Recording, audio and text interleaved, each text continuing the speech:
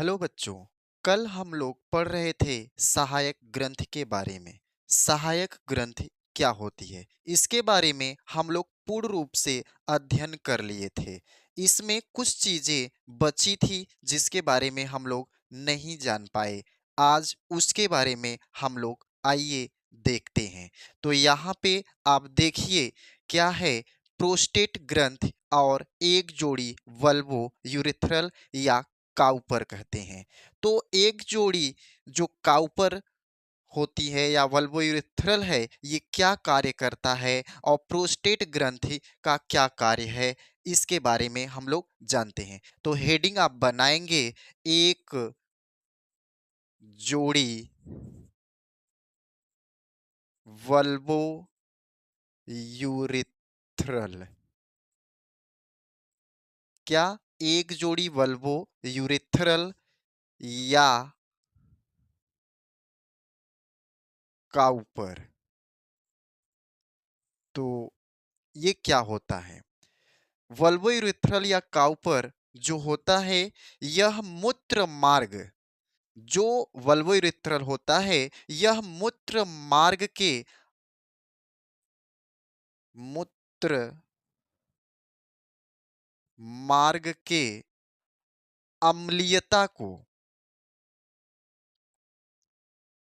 अम्लीयता को खत्म करता है।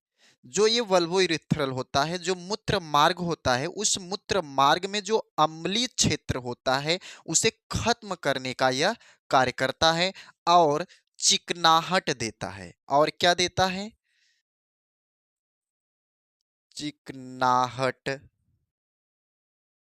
देता है। और उसे क्या देता है? चिकनाहट देता है। यह शुक्राणु का यह शुक्राणु का 15% भाग बनाता है। कौन बना रहा है? वल्वोयूरेथ्रल। बल्बो वल्वोयूरेथ्रल जो है यह शुक्राणु का 15% भाग बनाता है। अब यहाँ पे एक बार फिर से इसके बारे में ध्यान से सुनेंगे। हम लोग सहायक ग्रंथ पढ़ रहे थे। उस सहायक ग्रंथ में वल्वोयूरेथ्रल और प्रोस्टेट के बारे में नहीं पढ़े थे। तो एक जोड़ी वल्वोयूरेथ्रल क्या होता है? एक जोड़ी वल्वोयूरेथ्रल का कार्य मूत्र मार्ग के अम्लीय क्षेत्र को खत्म करना और उसे चिकनाहट, उस क्षेत्र में क्या करना? चिकनाहट पैदा करना। और वल्वोयूरेथ्रल जो होता है यह शुक्राणु का 15% भाग बनाता है। अब हम आगे चलते हैं। दूसरी हेडिंग हमारी क्या है? दूसरी हेडिंग हमारा है प्रोस्टेट ग्रंथ। प्रोस्टेट ग्रंथ क्या होता है उसके बारे में जानते हैं।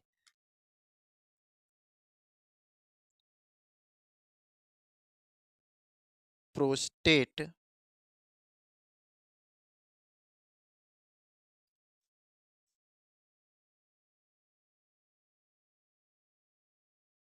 ग्रंथ। प्रोस्टेट ग्रंथ क्या है? प्रोस्टेट ग्रंथ जो होता है यह गंध युक्त पदार्थ होता है। प्रोस्टेट ग्रंथ जो होता है यह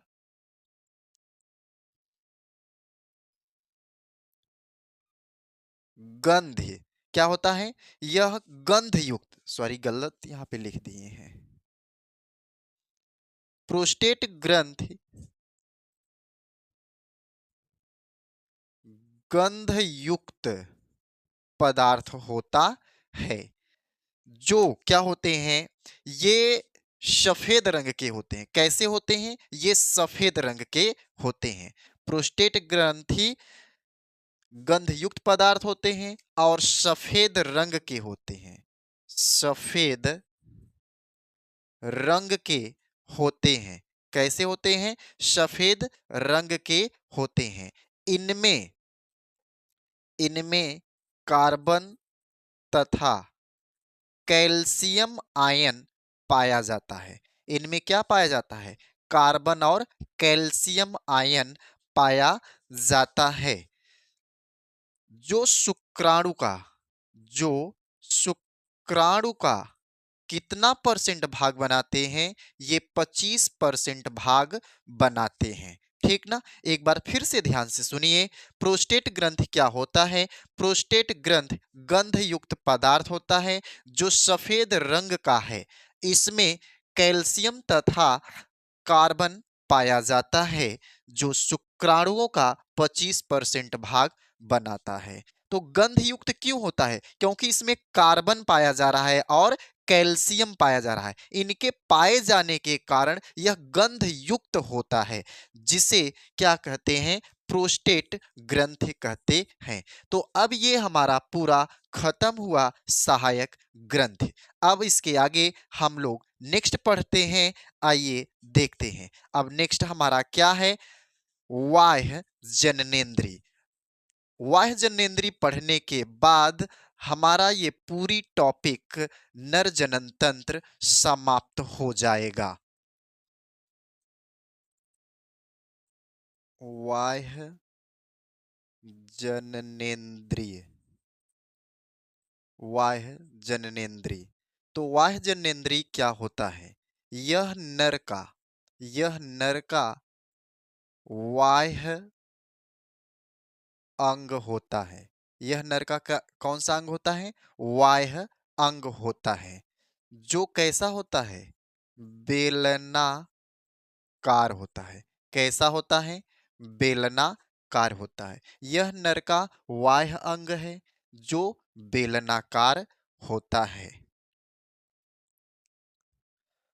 उत्थान, उत्थान के समय क्या, जो कैसा होता है? बेलनाकार होता है, जो उत्थान के समय, जो उत्थान के समय प्रचंड हो जाता है। उत्थान के समय कैसा हो जाता है? प्रचंड हो जाता है, जिससे संभोग की क्रिया हो सके, जिससे संभोग की क्रिया हो सके। यह मांसपेशियों, यह मांसपेशियों से तथा रक्त से मिलकर बनी होती हैं। किससे मिलकर के बनी होती है? मांसपेशियों से और रक्त से मिलकर बनी होती हैं। शिश्न के अग्रभाग को, शिश्न के अग्र भाग को शिश्न मुंड कहते हैं। शिश्न के अग्रभाग को क्या कहा जाता है? शिश्न मुंड कहा जाता है। शिश्न मुंड के,